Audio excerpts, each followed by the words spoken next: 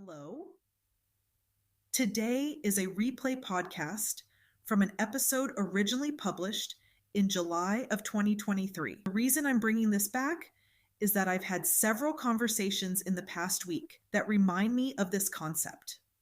A couple of the conversations were around the idea of adult children finding fault with their parents. This is a topic I may bring back on its own, but overall is getting lots of play on social media these days. So one of the things that comes to mind is understanding most people are doing the best they can with what they have in the moment. That bit of empathy and compassion can completely change a conversation or entire relationship dynamic. So let's dive into this topic. Welcome to Stop Overthinking, the podcast for overthinkers, people pleasers, and perfectionists who want to feel calm and confident enough to handle whatever life sends your way. I'm your host, Kristen, a women's life and mindset coach, lifelong educator, and recovering perfectionist. Hello, and welcome to this week's episode of Stop Overthinking. Have you ever had a time when you were so frustrated by another person because they just don't seem to be trying hard enough? Maybe it's someone you know that always complains but doesn't seem to do anything about changing their circumstances. Or maybe it's a coworker that seems okay with less than the quality of work than you produce or that you'd like to see. Maybe it's a person in a financial bind that just seems to be making one bad decision after another. Chances are you've had these kind of thoughts at some point. And for my high achievers out there, you likely have them multiple times a day because you have these high standards for yourself and project them onto the others around you. Here's the deal though. If you walk around assuming the worst of others, that they're not trying, they're sucking on purpose, or that they're out to get you, you're probably going to end up feeling pretty irritable, maybe even bitter. You might spend a lot of time feeling angry about other people's actions. And overall, it just doesn't feel very good. But what if those people are doing the very best they can in that moment? What if you really don't know what their home situation is, the mental load they're carrying, their history, or their emotional capacity? What if they're doing all they can? Would that change how you think of them in that situation? This concept of generous assumptions has been popularized by Dr. Brene Brown. And generous assumptions force us to recognize and make allowances for the unknown circumstances of others. According to Dr. Brown, the assumption of positive intent means that we will extend the most generous interpretation possible to the intentions, words, and actions of others. So here's the question. Do you believe that other people are doing the best they can? In her research, it's pretty evenly split on how people answer that, almost 50-50. There are those people that say, hell no, I can give you 5 people off the top of my head that are not doing the best they can and should be doing better. Or maybe even there's an entire group of people that are lazy and unmotivated and definitely should be doing more than they are. But the other 50-ish% of people are saying, yeah, overall, I think people are doing the best they can in the given moment, considering what they have to deal with, their situations in life. Yeah, they're doing the best they can. So if you haven't answered this question for yourself yet, take a moment. Do you think people are doing the best they can on a regular basis? Additionally, are you doing the best you can? There isn't a right or a wrong answer here. But today's episode, I am going to share more about Dr. Brown's research and some ideas you can consider about positive intent or having generous assumptions.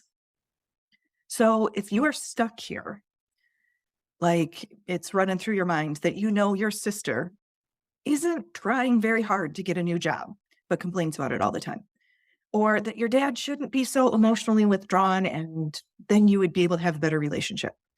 Or maybe if your partner, loved you more, made more of an effort around the house, then your relationship would improve.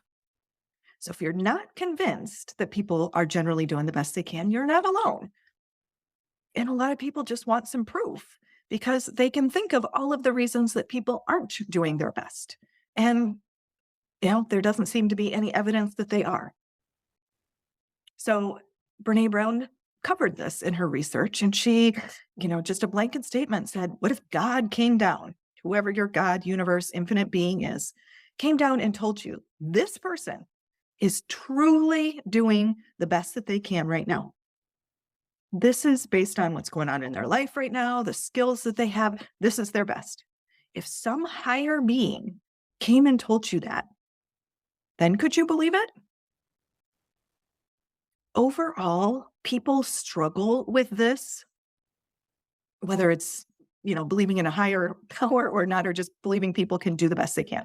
But people struggle with this concept because it forces you to look at your judgments, your assumptions, your expectations of yourself and of others. And it doesn't mean that your thoughts are wrong. It's just recognizing that this is your manual of how things should be.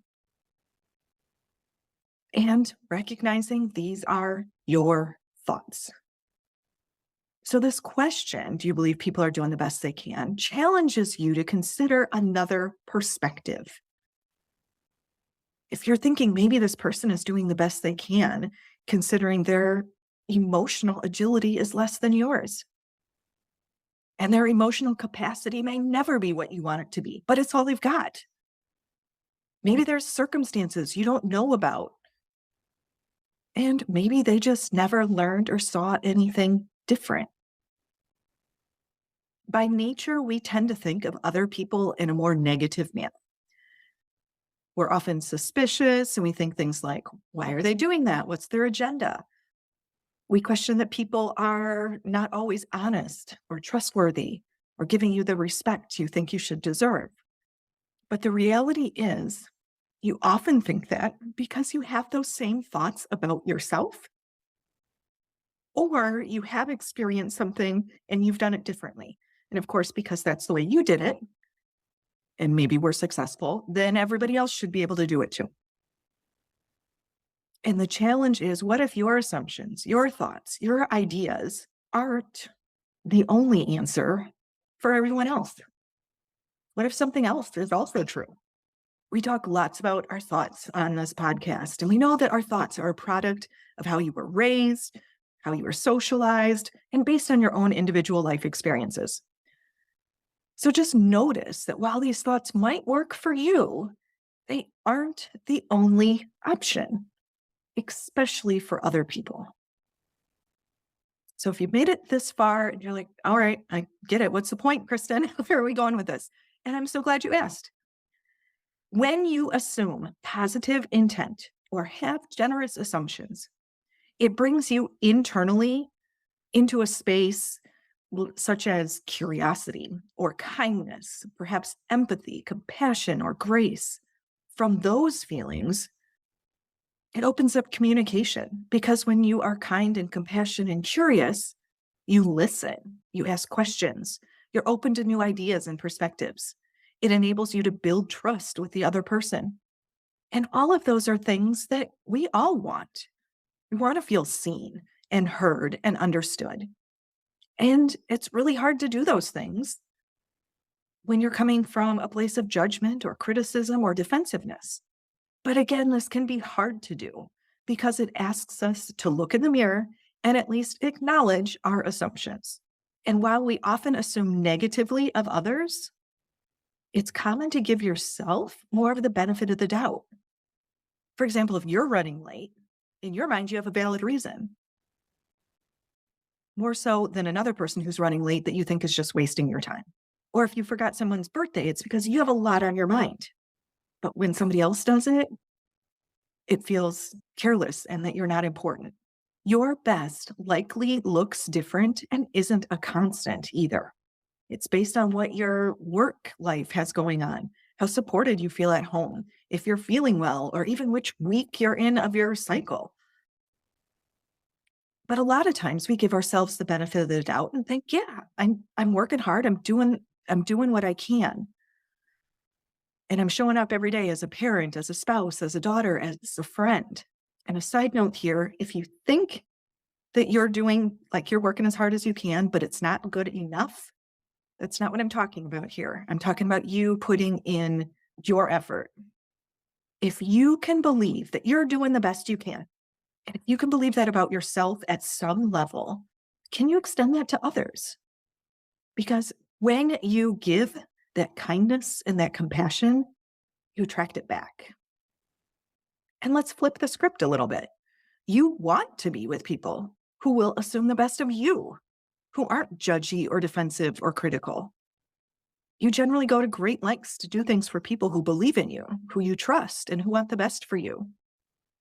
Those are the bosses and the employees that you want, the parents that you want, the partner that you want to have.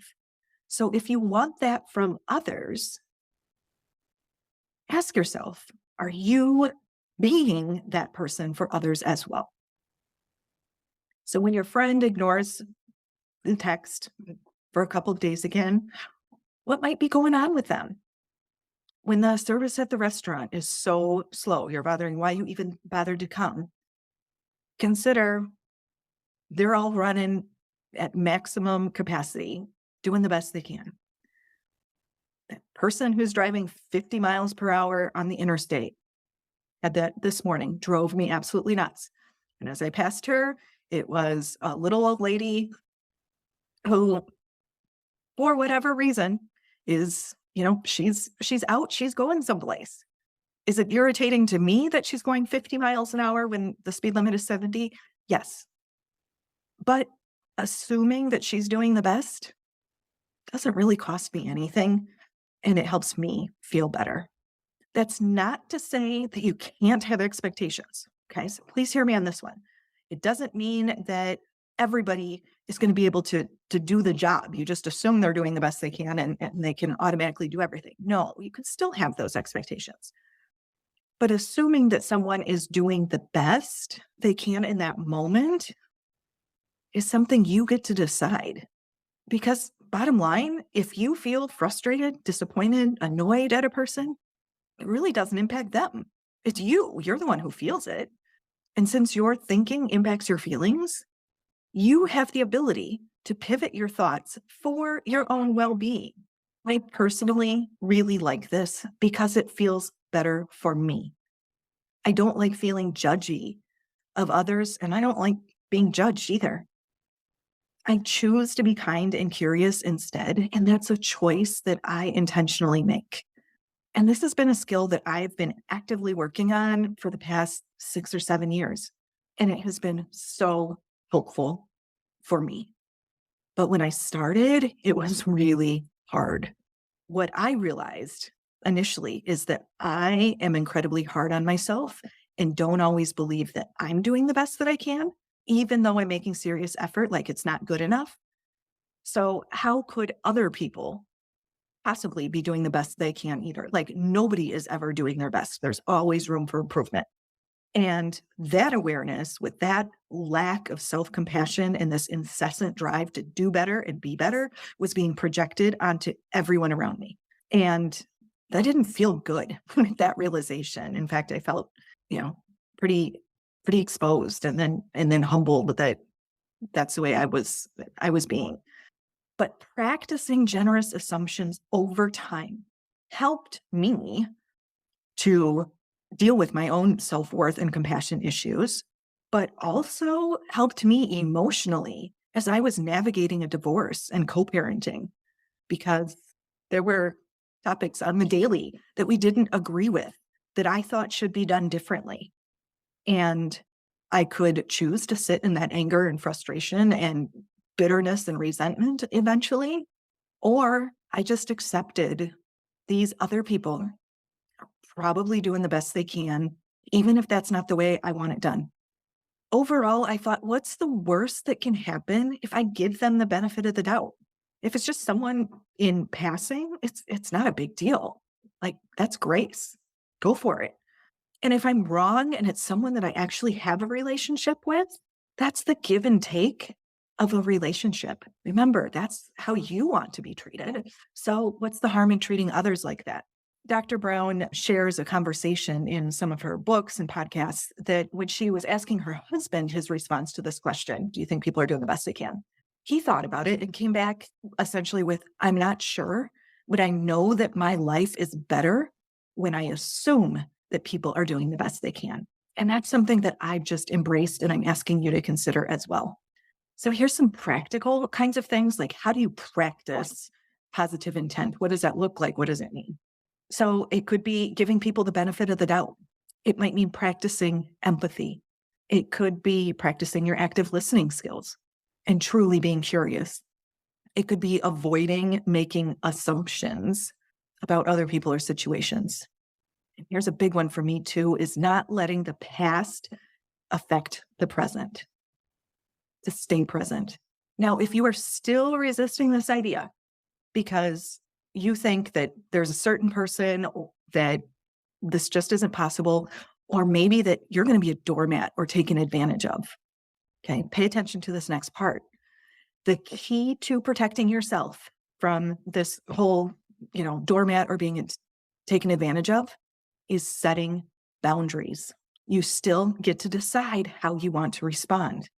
Brene Brown says, yes, I'm going to be generous in my assumptions and intentions while standing in my integrity and being very clear about what is acceptable and what is not acceptable. Brown has found that the most compassionate people are also the most boundaried. I'm going to say that again. The most compassionate people have the most boundaries. And this is because maintaining boundaries keeps you out of resentment so that you can keep coming from that place of compassion and kindness and curiosity. And you've all felt that compassion fatigue or the fatigue from pleasing other people, right? So that's digging into your integrity, your values, your priorities, being able to have boundaries so you don't feel that way. So this is a really important caveat that gets lost a lot of times with the assumed generous assumptions. People don't recognize that boundaries go hand in hand with it. Back to Brown's research, compassionate people assume other people are doing the best they can, but they also ask for what they need and they don't put up with a lot of crap. That's her quote. Assuming that people are doing the best without setting boundaries and looking after yourself is another road into resentment, judgment, and misunderstandings. And we're just not our best selves when we're coming from those places.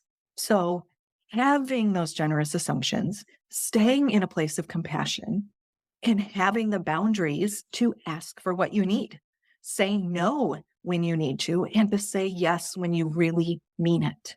So at this point, if you're listening and absorbing, I just want to remind you, I did a whole podcast on boundaries. It's episode 10.